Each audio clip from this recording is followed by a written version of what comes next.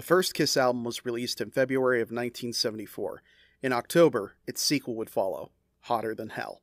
The idea was to deliver a 1-2 punch to expand awareness of the band, help with tour promotion, and grow the band as a whole. While songs from the record would eventually become well known to both fans and non-fans alike, the album landed with a massive thud in its initial run. It would only reach gold status in 1977. The album began recording in August at the Village Recorder Studios in Los Angeles, California. Kenny Kerner and Richie Weiss of the first album returned as producers. The pair had set up shop in Los Angeles, and Kiss soon followed to record. While originally seen as an adventure for the group, it soon turned sour. The band felt out of place on the West Coast. Famously, Paul Stanley had his guitar stolen on the very first day. The songs themselves, when finally mixed, sounded muddy and almost like they were coming from a subpar source. Weiss would later explain this, saying, "For whatever reason, moving to California, my head wasn't in the right place. It was more of a chore than it was out of love, that album. And my heart and soul didn't get there. I don't remember having any breathing time. It was too much exhale. It wasn't enough inhale, exhale. Not enough give and take. I was going through a bunch of changes at the time. I moved from New York to California. I'd never moved like that in my life, made a big move. It was just a big time for me, and Hotter Than Hell took a back seat, and I apologize for that." For the title track, Paul Stanley said he wrote his version of All Right Now by Free, mixed with a little bit of Sabbath. An alternative version of this would appear in the TV movie Kiss Meets the Phantom of the Park as Rip and Destroy. It would be part of the single release off this album as the B-side to Let Me Go Rock and Roll. It had originally been planned to be part of the first record but never made it past the demo stage, although it would be worked on and become part of the first tour setlist. It also served as the group's final encore, before eventually being replaced by the more famous Rock and Roll All Night. Due to poor distribution due to a contract ending with Warner Brothers Records and Casablanca, the single failed to chart on its own, and the album itself only reached 100 on the Billboard charts. The packaging took its inspiration from Japanese manga, playing up the comic book nature of the group. The character representing Power would eventually become worked into the promotional material and even the stage design of the group. The text on the cover reads, "The Shout of Hell." The back cover features photos from a photo session by Norman Seeff. Stanley ran into more bad luck here when he became so intoxicated that he had to be locked in his car to sober up. After Kiss achieved success after the Alive release, the album's sales would skyrocket. It would be reissued and included in the originals box set. While the album does have some sound mixing issues, the packaging, songwriting, and most importantly, performance of the group shows significant growth. To hear what a band on the rise, honing their craft sounds like, this is a great selection. After the release of Alive, Kiss were suddenly one of the biggest acts in the United States. They had struggled to gain traction on their first 3 records, but Alive finally gave them commercial success. They wanted to prove that they weren't just a flash in the pan, and went back to the studio to craft what they felt would be their masterpiece. To do this, they enlisted longtime Alice Cooper collaborator, producer Bob Ezrin. Ezrin was no slouch, and worked the group to the bone on every single track. For Paul Stanley and Gene Simmons, this was difficult, but welcome. They admitted that they weren't very strong musicians or songwriters, and that Ezrin helped them grow creatively and musically. Ezrin got the most resistance from Peter Criss and Ace Frehley, with Ace's frequent absences resulting in him being replaced on several tracks. Peter wanted to contribute a song to the new record, and after singing some of his ideas to Gene and Paul, was encouraged to share it with Ezrin, who felt that they could do something with it. Although, Paul and Gene would later say that they originally did not want it to be part of the record. The song at the time was called Beck, and had been written primarily by Peter's former bandmate Stan Pendridge from the band Chelsea. Stan had written the song about a former bandmate's wife, who called the studio very frequently. The lyrics were almost word for word what was said on their end of the telephone. A demo of this would be recorded, but never came to be released. Ezrin began working on the track, developing it into the group's first ballad. At some point, the name was changed to Beth, and there are 2 explanations that have been given for its namesake. The first being Gene suggesting it to avoid confusion with guitarist Jeff Beck, and the second from Peter's then-wife, Lydia. Lydia also claims that the line, "Our house just ain't a home," was given by her as well. When it came time to record the backing for this track, Ezrin brought in the New York Philharmonic. For the guitar at the end, Dick Wagner was brought in, as Ace was apparently too busy playing cards. According to Paul, Peter's finished vocals were pieced together from multiple takes. Despite being unlike any song the group had recorded before and multiple objections to leave it off the album, it stayed. Destroyer was released in March of 1976, and despite a strong start, was starting to drop off the charts. The first two singles, Flaming Youth and Shout It Out Loud, failed to generate any buzz. At some point, it was decided to release Detroit Rock City as a single, with the B-side being Beth. This was a hesitant decision by Casablanca Records president Neil Bogart, whose ex-wife's name was also Beth. After the release, radio stations began playing Beth more than Detroit Rock City. Canadian DJ Rosalind Tremblay played it frequently at the encouragement of her daughter. She had the single and loved listening to Beth over the A-side. When the song became a success, the band gave her a gold record of her own, as they felt she helped start the popularity of the song. So many people began playing Beth that the single was re-released with it as the A-side. It helped Destroyer climb back up the charts and reach platinum status. Beth would later attain gold status and receive a People's Choice Award. Beyond that, it introduced the band to a whole new audience, and finally gave them some songwriting and composition credibility among the critics. The track became a concert staple, usually serving as the second-to-last song of the set. It would only be performed with the symphony live once for the Alive 4 album. When Peter left the group, the duties were handled by Eric Carr, who would record a version for smashes, thrashes, and hits. Eric Singer would then start performing the song, miming playing a piano during live performances. To date, it's the group's most commercially successful track. My favorite version is the one they recorded for Unplugged, and I'll leave a link to it below. Beth is a fantastic song, and even as a kid, I thought it was great. I was surprised years later when talking about the song with my dad that even he really liked it. The song has a great appeal to almost everyone as a romantic, sweet, and timeless piece. Before Kiss released their first Alive record, they were on the brink of bankruptcy. By the time Alive 2 was released in 1977, they were living up to their moniker as the hottest band in the world, and they were multi-millionaires. Originally, the band wanted to record the album as a filler before they began work on their next studio album, which would be Love Gun. In April of 1977, the band played at the historic Budokan Hall in Tokyo. This version of the album would be fully mixed by longtime producer Eddie Kramer. The group and their label Casablanca, however, didn't think it was good enough, and it was scrapped.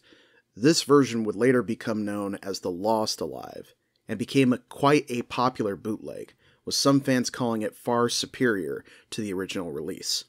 Although the tracks Beth and I Want You, featured on the official release, are taken from these Japanese shows. Because of this, Love Gun would be recorded and released first.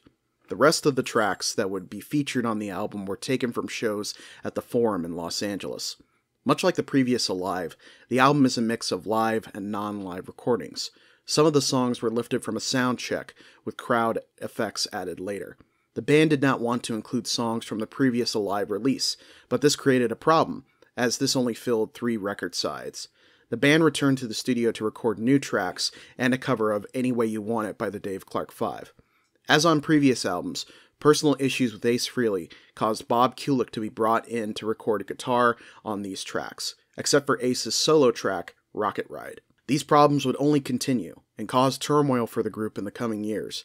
The album, as usual, came with some freebies, including a small book, a merch order form, a Kiss Army ad, and temporary tattoos. The inner photo features the band setting off all their pyrotechnics at once to create a truly fantastic image.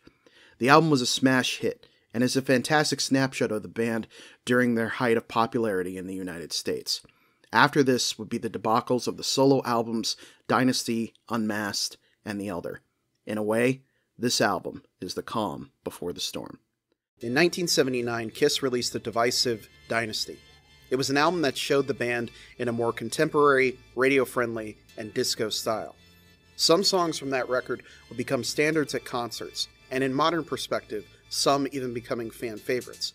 In 1980, the band took this new direction even further with Unmasked. While an international hit, stateside, it left many fans unsatisfied, with few, if any, of its tracks standing the test of time. As many fans will say, it just doesn't sound like a Kiss record, and they're not wrong.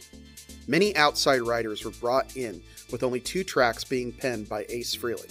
The other writers included Jared McMahon, Pepe Castro, Bob Kulick, and Vinnie Poncia. Poncia had served as producer for Peter Criss's solo album and was brought in at his insistence for Dynasty. Ironically, Poncia felt that Peter's drumming wasn't good enough for Dynasty and brought in Anton Fig. This would be repeated for this record. This caused further animosity for Peter, who, despite appearing on the cover and recording a music video for the single Shandy, left the band before they went on tour. 3 singles would be released from this record: Tomorrow, Talk to Me, and Shandy. Shandy would prove the most successful of these, being a top 10 hit in Australia, New Zealand, Norway, and even reaching number 1 in Argentina. The track was such a hit in Australia that it would become a standard for future shows the band played there, even making an appearance on a live 4. While it's common knowledge that Peter doesn't play on this track or even the whole album, Gene Simmons doesn't play on it either. Bass duties were handed over to roadie Tom Harper. Why exactly remains unknown. The keyboards on this track were provided by the legendary songwriter and keyboardist Holly Knight. The music video is notable for 2 reasons. The first being that Ace is visibly inebriated, and the second being that this would be the last time Peter would work with the band until the 90s. The story goes that Peter was handed his pink slip after shooting the video. Afterwards, he would be the last one in the dressing room where he sobbed. Talk to Me would be the second single, which had more of a rock feel to it. Oddly enough, bass would again not be provided by Gene Simmons, but rather Ace Frehley. The final single, Tomorrow, only features Paul Stanley, who provides the vocals, lead, rhythm guitar, and bass. The drums were again Anton Fig, with additional material provided by Vinnie Poncia. For the cover, they enlisted artist Victor Staben, who had created the comic-style cover as well as the poster freebie inside. This would be animated, and I use that term very loosely, for the album's TV commercial. After the disaster that was the Dynasty Tour, the band decided to tour only in Europe, Australia, and New Zealand, where they were still a bankable act. Only one show would be performed in the United States, at the New York Palladium, with new drummer Eric Carr. Carr would also be featured in a German TV performance lip-syncing to Talk to Me and She's So European. During all but 3 shows in Europe, the opening act would be rising metal stars Iron Maiden. The Oceania shows were likened to that of the Beatles, as the group was mobbed constantly through nightly wild parties and caused general public chaos wherever they went. Unmasked remains as controversial today as it did during its release, with some calling it a hidden gem and others regarding it as garbage. I have tried numerous times to get into this record, and I just can't. It feels like scraps of songs and ideas. To me, the only reason to own this record is the album cover. However, I do encourage others to listen to it, as it may just appeal to you, as it did to many others down under in 1980. Most Kiss fans know of the band's first foray into film with Kiss Meets the Phantom, a super cheesy TV movie produced by Hanna-Barbera that gives the band superpowers and pits them against robots of famous monsters, ninjas, and even themselves. For many years, it was a rule that you couldn't talk about this movie in front of the band, as they were so ashamed of it. Paul and Gene would both acknowledge its embarrassment and that any future film plans would be put on hold. It wouldn't be until 1999 with the film Detroit Rock City that the band would be involved in another film project. However, there was another rumored movie idea. I don't recall on what YouTube channel it was, but a few summers ago I was listening to a collection of old Kiss radio interviews. One of them was of Gene Simmons talking about the then latest record, Unmasked. Anyone who knows where this interview is, please link it below in the comments because I searched all over and I just can't find it. In it, he brought up an idea that they were kicking around about a movie related to the album with the same name. He said it would have involved a pair of girls chasing the band all around Europe trying to get a photo of the band without makeup. Aspects of this film would be hinted at with the album's cover, the track She's So European, and in the video for the song Shandy, which also features a woman trying to get a photo of the band without makeup. Now, whether or not these ideas existed before or after work began on the album is unclear. Odds are, based on what Gene said, it would have been more comedic in tone, and a little bit more in line with the Beatles films like Help and A Hard Day's Night, which they were big fans of, but we'll never really know. It should also be noted that there was also plans for a movie based on The Elder, so the band, or at least their management, had hopes of a second chance at movies. Obviously, nothing came of this, and maybe that's for the best. The band was disintegrating at this point, and the last thing that they needed was another massive project. Again, if you have any additional information on this project, leave a link to it below. Also, let me know in the comments what you think this film would have been like had it been made. In 1989, the Toronto production of Andrew Lloyd Webber's Phantom of the Opera opened, and would run for a staggering 10 years. Over the years, many performers inhabited the various roles, but the final actor to wear the mask of the Phantom for the company in 1999 was Kiss's own Paul Stanley. Paul had seen the original London production and knew it was something he would eventually like to be part of. He likened the event to seeing the Beatles for the first time and wanting to become a musician. He also felt a personal connection to the character of the Phantom. A birth defect caused Paul to be born without an ear. He was often teased for this as a child and grew his hair long to hide it. Eventually, he would get reconstructive surgery to create a false ear. These events were so traumatic for Paul that they served as the opening to his autobiography, Face the Music. He said that the role helped him work through the personal trauma and would lead to him working with the charity About Face that helps those with the same ailment. When he took over the role of the Phantom, he said that while there was some crossover with his style of performing, it was still an incredible challenge. He said, "It was the hardest work I've ever done. 6 hours a day. I went home every night slumped in the back of a taxi, exhausted emotionally, and because of the demands of singing a different way and the physicality of the role of staging, physically." Some were skeptical of his selection for the role, with some calling it merely a stunt to drive up ticket sales. It didn't help that the promotional material featuring his run had the tagline, "Surrender to his kiss." The cards were stacked against him, and his performance drew more scrutiny than that of others. Paul's run as the Phantom ended up going extremely well, earning high praise from critics, fans, and even bandmate Gene Simmons, who after a show asked him, "Where did you learn to sing like that?" Naturally, it was inquired as to whether or not his performance would be recorded and released. Nothing official was ever brought to life, but there do exist several low-quality audio recordings and even a video camera recording. It's a common trap in established musicals that performers will just imitate what others have done previously, and this wasn't the case with Paul. If you watch or listen to the bootlegs, he makes it his own. It doesn't sound like Kiss, but it's not supposed to. He's singing from a totally different background, and it works so well for the show. I really hope one day a higher quality recording is released, and more people can enjoy his memorable performance. Kiss innovated theatrical rock and roll, and it was only a matter of time before it crossed paths with its origins in musicals. In high school, I remember someone asking if I was going to go to the upcoming Kiss and Aerosmith co-headlining tour. Despite them being two of my absolute favorite bands, I wasn't interested. I had already seen them both separately. And when it came to Kiss, I didn't want to see them unless it was all the original members. It wasn't until later that I found out that Peter Criss had rejoined for this particular tour, but that still probably wouldn't have swayed me. At the time, I figured it was just another tour. Maybe I'd catch it when they do another run.